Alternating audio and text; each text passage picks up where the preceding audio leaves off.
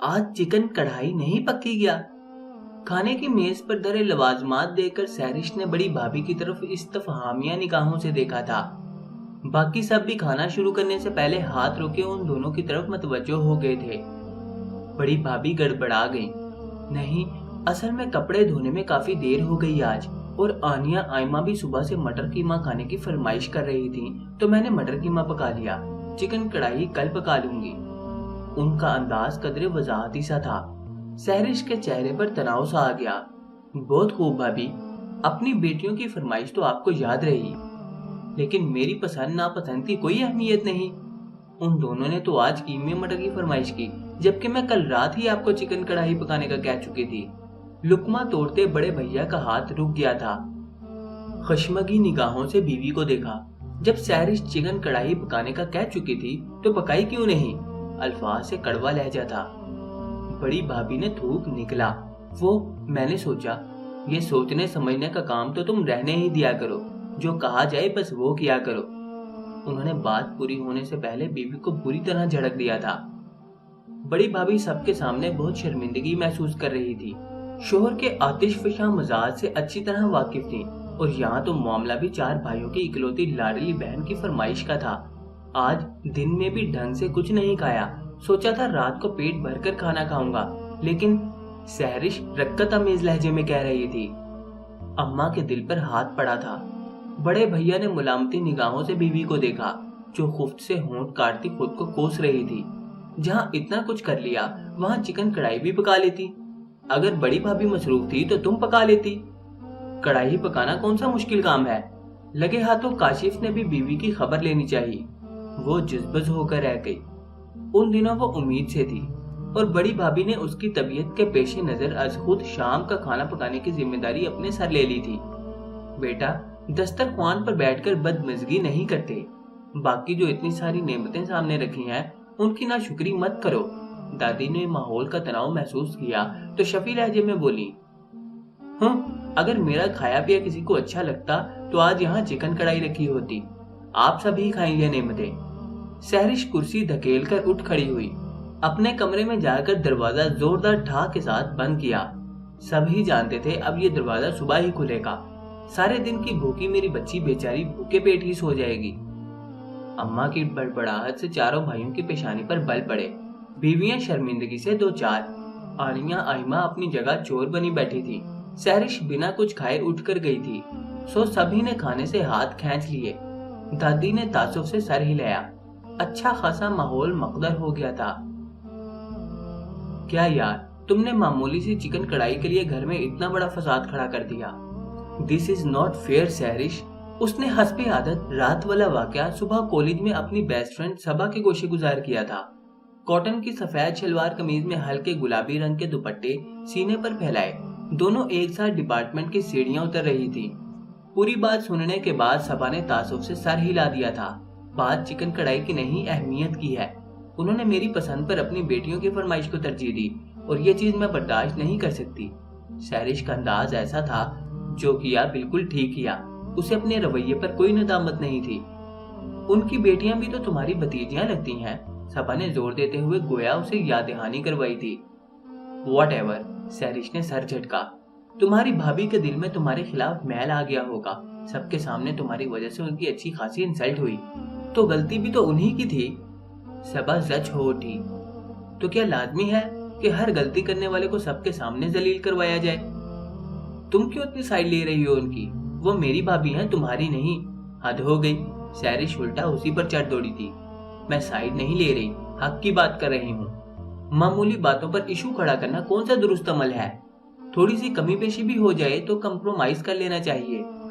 सबा का समझाता हुआ लहजा रसानियत लिए हुए था। सहरिश ने तंजिया सर झटका। कंप्रोमाइज करते हैं डियर सबा, जिन्हें जिंदगी में बहुत महरूमियां मिली हों। मेरे पास भला किस चीज की कमी है जो मैं मामूली बातों के लिए अपना दिल मारकर कंप्रोमाइज करती फिरूं? तफाखुराना लहजा, जम भरा अंदाज। सबा ने सफेदे के दरख्त से टेक लगाते हुए कदरे गौर से उसका खूबसूरत चेहरा देखा। बेनियाजी और खुद एतमादी जिसके एक एक अंदाज से झलकती थी। तुम्हें जिंदगी में सब कुछ मिला, इसके लिए तुम्हें शुक्रगुजार रहना चाहिए, लेकिन जिंदगी हादसात का मजमुआ है। आने वाला कल गुजरे हुए कल से हमेशा मुख्तलिफ होता है। सबा उसे जो समझाना चाह रही थी सहरिश वो समझना नहीं चाहती थी, सो दोनों खामोशी से क्लास की जानिब चल दिए। छोटी भाभी के यहाँ तीसरी बेटी की पैदाइश हुई थी। सारी रात जिंदगी और मौत की कश्मकश में रहने के बाद सुबह शादी के वक्त उन्होंने सेहतमंद बच्ची को जन्म दिया था। कमरा इस वक्त अफराद खाना से भरा हुआ था। सहरिश ने थोड़ा झुककर कंबल में लपेटी गुलाबी गुड़िया को देखा और बिना प्यार किए सीधी हो गई। इंसानी जिस्म का सबसे नर्म हिस्सा दिल होता है, अगर वो बेहिस हो जाए तो सबसे सख्त हिस्सा बन जाता है। फुफ्फो, गुड़िया बहुत प्यारी है ना? तानिया और महक छोटी बहन की पैदाइश पर बहुत पुरजोश हो रही थी। आप एक बार फिर फुफ्फो बन गई हैं। हाँ भाई, कौन सा पहली बार बनी हूँ। घर में वैसे ही भतीजियों का जुम्मा बाजार लगा हुआ है। भतीजे की फुफ्फो बनती तो कोई बात भी थी। तानिया और महक चुपसी होकर उसका मुंह तकने लगी थी। छोटी भाभी ने बेसाख लब काटे, लेकिन बेटियां तो रहमत होती हैं फुफ्फो। बड़ी भाभी की आनिया ने आहिस्तगी से कहा। वो बच्चों में सबसे बड़ी थी, समझदार और संजीदा। सहरिश हंसी। रहमत अगर हद से ज्यादा हो जाए तो जहमत बन जाती है, जैसे बिन मांगी बारिश। दादी को पढ़ी लिखी पोती की नाआकबत अंदेशी पर अफसोस हुआ था। कुछ कहने के लिए मुंह खोला, फिर बंद कर दिया कि बखूबी जानती थी दोनों माँ बेटी उनकी बातों को अक्सर रद्दी के मोल रोल देती थी। नाइमा भाभी के भाई की शादी की तारीख तय हो गई थी। वो आजकल बरी वगैरह की शॉपिंग के सिलसिले में बुरी तरह मसरूफ थी और अपनी बहनों के साथ बाजार निकल जाती। वापस शाम ढले ढेर सारे शॉपिंग बैग्स के हमरा होती। उन्होंने बतौर खास अपनी और बच्चियों की शॉपिंग की थी। उस वक्त लाउंज में शॉपिंग बैग्स खोले वो सबको अपनी शॉपिंग दिखा रही थी। ये मेहंदी पर पहनूंगी, ये मायूं पर, ये वाला बारात के लिए ठीक रहेगा ना बड़ी भाभी। कपड़े खोलकर दिखाते हुए वो सबसे मशवरे भी ले रही थी।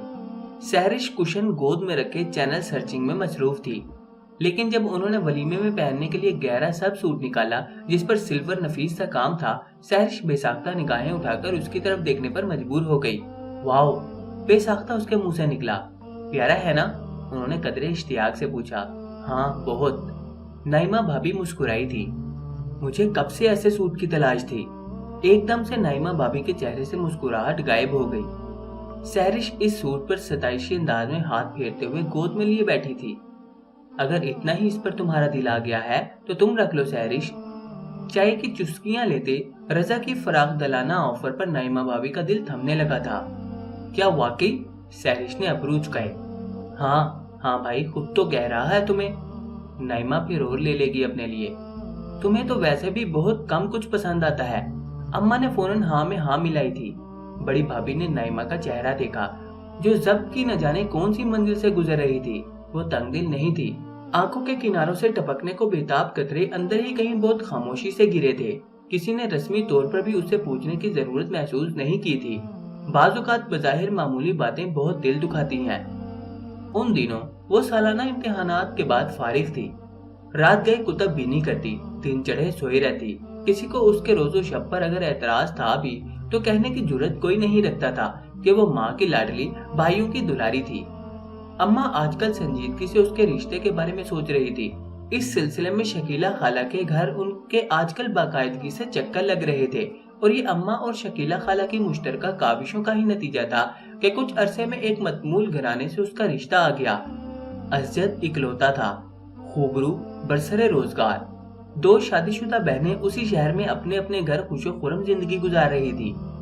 रियाज अहमद उम्र के उस हिस्से में थे जहां सारे फराइज से सब कदोश होने के बाद फारिगुल बाली के एहसास से सरशार ज्यादातर वक्त दोस्तों के साथ बैठक में ही गुजारते। रह गई महनाज बेगम। तन्हाइयों उकताहट का शिकार दिल में चांद सी बहू लाने की तमन्ना शिद्दत से जाग उठी थी। सादतमंद बेटे ने माँ की ख्वाहिश पर फरमाबरदारी से सर झुका दिया था। थोड़े ही अरसे में उन्हें सहरिश की सूरत अपनी मनपसंद बहू मिल गई। सहरिश के लिए इतनी खूबियों का हामिल का रिश्ता पाकर अम्मा के पांव खुशी से जमीन पर नहीं टिक पा रहे थे। कुछ लोग हमेशा से ही किस्मत के बहुत धनी होते हैं। नाइमा भाभी ने दोनों हाथ झाड़े थे। सहरिश की नाजुक मिजाजी का ज्यादातर अताब वही बनती थी। अब उसका यूं झट मंगनी पट ब्याह वाला मामला देखकर उन्होंने खासा सुकून का सांस लिया था।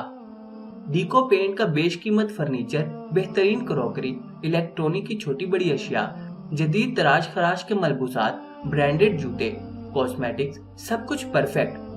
बड़े भैया लिस्ट पर निगाहें दौड़ा रहे थे। बज़ाहिर तो सब कुछ परफेक्ट है सहरिश, तुम्हें अगर कोई कमी पेशी लगे तो बताना मुझे फिर। मुझे तो सब कुछ ही परफेक्ट चाहिए भैया, जरा सी भी कमी नहीं चलेगी। सोफे पर आलती पालती मारे कुशन गोद में रखे नाखून फाइल करते सहरिश ने अंगूठे और उंगली को मिलाकर जरा सा इशारा करते हुए ठनक कर कहा। बड़े भैया हंसे थे। तो और क्या, मेरी सहरिश का जहेज ऐसा होना चाहिए कि लोग देखें तो देखते रह जाएं, किसी को ये कहने का मौका ना मिले कि 4 भाइयों की इकलौती बहन का जहेज बस यूं ही सा है। अम्मा की बात पर दादी टोके बिना ना रह सकी। चादर देखकर ही पांव फैलाने चाहिए बहू। खुदा हमारी बच्ची का नसीब अच्छा करे। ये मादी चीजें सच्ची खुशियों का जामन नहीं है। गो के उनका लहजा नरम था, लेकिन अम्मा को बेहद बुरा लगा। सच्ची बात जितनी भी शीरी लहजे में की जाए कड़वी ही लगती है। अरे वाह दादी, आपको क्या पता ससुराल में इन्हीं चीजों की वजह से ही कितनी वैल्यू बढ़ती है। सहरिश ने दादी के पुराने ख्यालात को नाक पर बैठी मक्खी की तरह उड़ा दिया। अपनी अपनी सोच की बात है। दादी गहरी सांस खींचकर चुप हो गईं। उन्हें पोती का यूं बड़ों की मौजूदगी में अपनी शादी और जहेज वगैरह के मामले में बोलना नागवार लगा था। अच्छा तुम फिक्र मत करो, हम तुम्हारी शादी में किसी किस्म की कमी नहीं छोड़ेंगे, चाहे किससे उधार ही क्यों ना पकड़ना पड़े। आखिर को एक ही तो बहन हो हमारी। फवाद भैया की बात पर सहरिश की गर्दन एहसास तफाकुर से कुछ और अकड़ गई थी।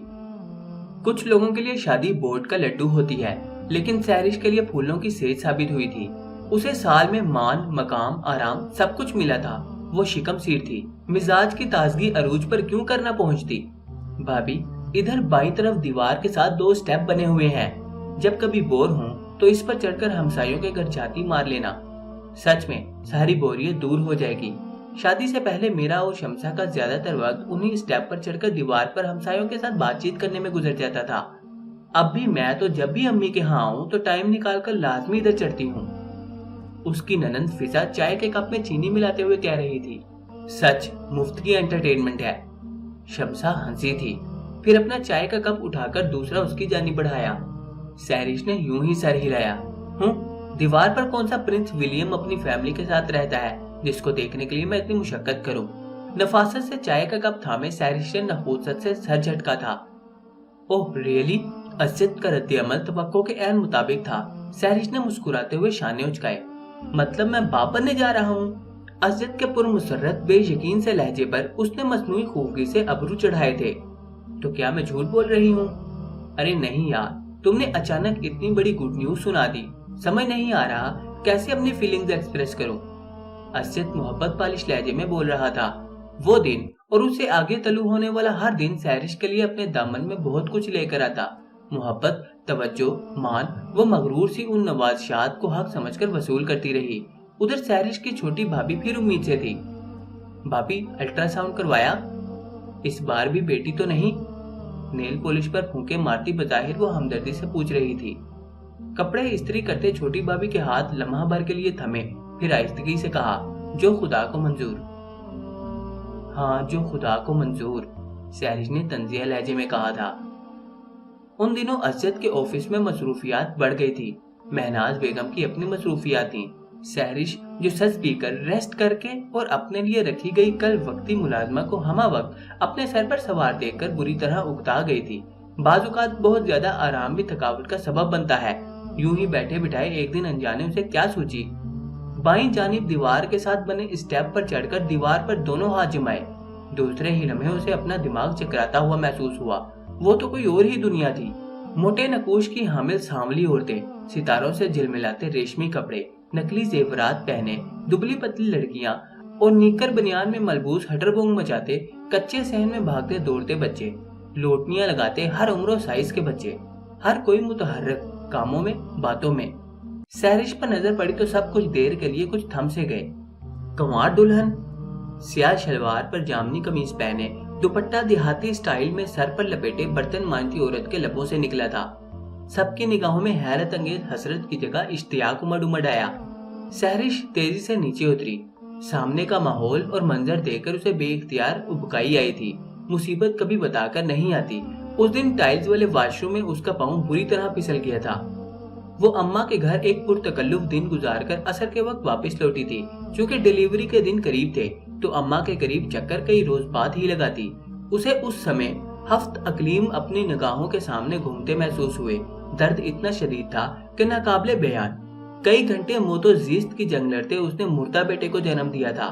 मुमताज बेगम बेदम होकर सोफे पर गिर गईं। असजद की आंखें शिद्दत गम से सुर्ख हो रही थीं। मजीद रूह फरसा खबर वो कभी मां नहीं बन सकेगी। सहरिश ने आंखें खोली तो अपनी खाली गोद को देखा। खाली कोख का एहसास वहशत बनकर छा गया। वो रोई, चीखी, तड़पी और गालियां दी और चुप साध ली, ऐसी चुप जिसमें मौत का सन्नाटा सा था। क्या यूं भी होता है? अजियत ही अजियत थी, वक्त थमता नहीं, अपनी मखसूस रफ्तार से चलता आगे बढ़ जाता है, बहुत कुछ अपने पीछे छोड़कर। न जाने कितने अरसे के बाद वो अम्मा के घर जाने के लिए खुद को तैयार कर पाई। मौका ही ऐसा था, छोटी भाभी ने बेटे को जन्म दिया था। ये खबर सुनकर वो कई सानियों तक यूं ही खालियत ज़हनी की कैफियत में चुप सी बैठी रही। फिर उठी, हल्के नीले रंग का कॉटन का कढ़ाई वाला सूट जेब तन किया, शिफॉन का हमरंग दुपट्टा सीने पर फैलाया, नेचुरल कलर की लिपस्टिक लगाकर बाल समेटते हुए चोटी बनाई। खुद को समझने का फन इंसान किसी और से नहीं सीखता, ये उसको खुद ही सीखना पड़ता है। घर में दाखिल होते ही उसे खुशगवार सी चहल पहल का एहसास हुआ। सब्ज ग्रिल वाले बरामदे की दाईं जानिब से किचन में आनिया घन चक्कर बनी हुई थी। वो यूं ही कदम कदम चलती दरवाजे पर आ खड़ी हुई। आनिया आपी, मुझे कबाब चाहिए, तानिया लाड से फरमाइश कर रही थी। और मुझे फिंगर चिप्स। उछक स्टूल पर बैठी आयमा याद दहानी करवा रही थी। ओके बाबा। बालों को थोड़ा सा ऊपर करके कैचर में जकड़ते उसने आस्तीनें ऊपर चढ़ाई थी। चूल्हा जलाया, सॉसपैन रखा और फ्रिज से मतलूबा लवाजमात निकाल निकाल कर स्लैब पर रखती थी। मैं तो सिर्फ नूडल्स खाऊंगी, गोल मटोल सी महक घुंघरियाले बालों वाली सर हिलाती कोई तीसरी बार कह रही थी। आनिया आपी, मैं सिर्फ नूडल्स। ओके मैडम, सुन लिया। मसरूफ सी आने ने झटपट उसे प्यार किया था। सहरिश मसमराई सी किचन के आध खुले दरवाजे पर खड़ी रही। उसने दुबली पतली आनिया को देखा। वो भी तो उसी घर की बेटी थी जिसमें खुद एतमादी और खुददारी तो थी, लेकिन जाम और एहसास बर्तरी और तफाखुर नापैद था।